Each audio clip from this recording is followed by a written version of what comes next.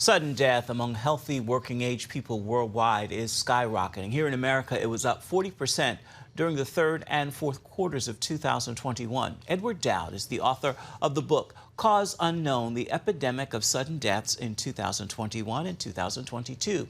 He contends a 10% jump would have been a 1 in 200-year event, but the 2021 jump was 40%. Might COVID-19 have skewed the numbers, or was it something else? Here's a look at Gary Lane's interview. 2020, it was mostly old folks who died of COVID with comorbidities. Then there was a sudden mix shift in 2021 and 22 and continues in 23. And my work and my partner's work points to something that happened with the employed of our country. It's been detrimental to your health to be employed in 21 and 22. And we examined the Society of Actuaries, which is an industry group for insurers that does surveys.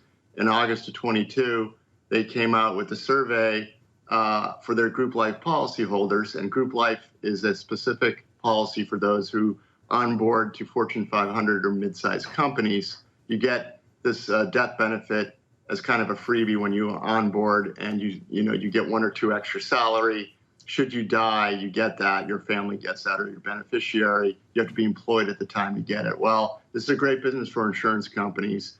And in 2021, the whole industry experienced 40% excess death in ages 25 through 64. The millennials, 25 through 44, were hard hit, particularly. The group life policyholders generally die at 1/3 the rate of the general U.S. population in any given year. And in 2021, I just said they had 40% excess death.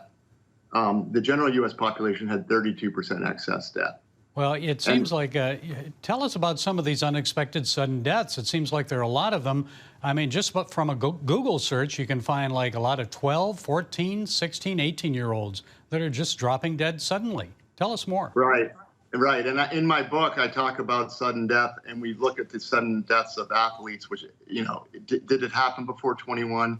It did. There was a study in 2006 by the Lausanne Institute in Switzerland that showed over the course of 38 years, they found 1,101 sudden athletic deaths, which is about 29 a year globally. We'd be lucky to have a month with just 29 since 2021. In my book alone, there's hundreds and hundreds of examples. So something's changed. I obviously blame the vaccine because that's what's changed in mandates.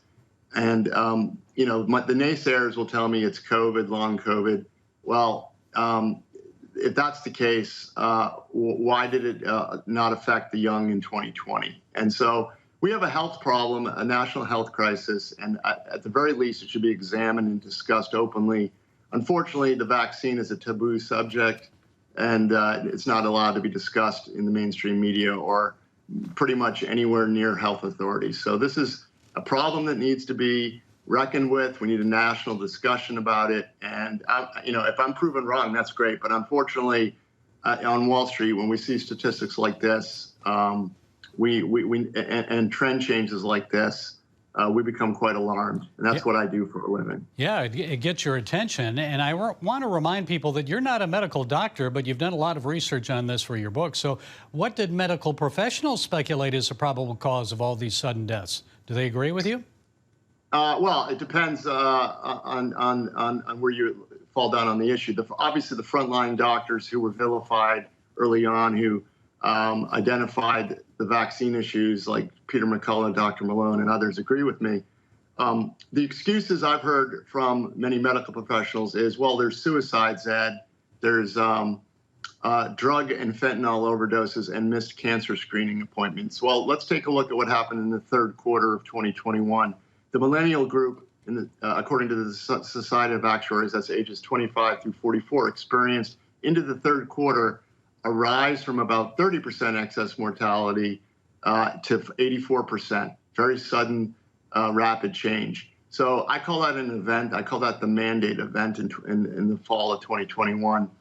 And to say that Fortune 500 and mid-sized company employees had a suicide pact doesn't make any sense to me. To get your claim, you have to keep your job.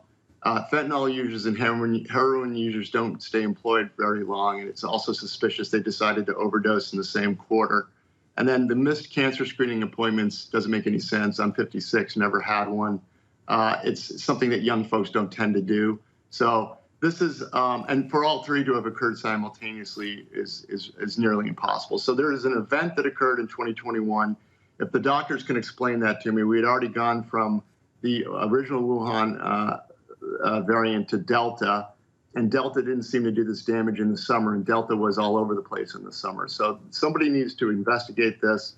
I have my definitive conclusion. In my estimation, it's the vaccine. I'll be proven wrong until, and right now I don't have anybody coming up with an excuse that makes any sense to me or anybody else, quite frankly. Okay, the book is Cause Unknown, The Epidemic of Sudden Deaths in 2021 and 2022. Edward Dowd, thank you for sharing those insights. We appreciate it.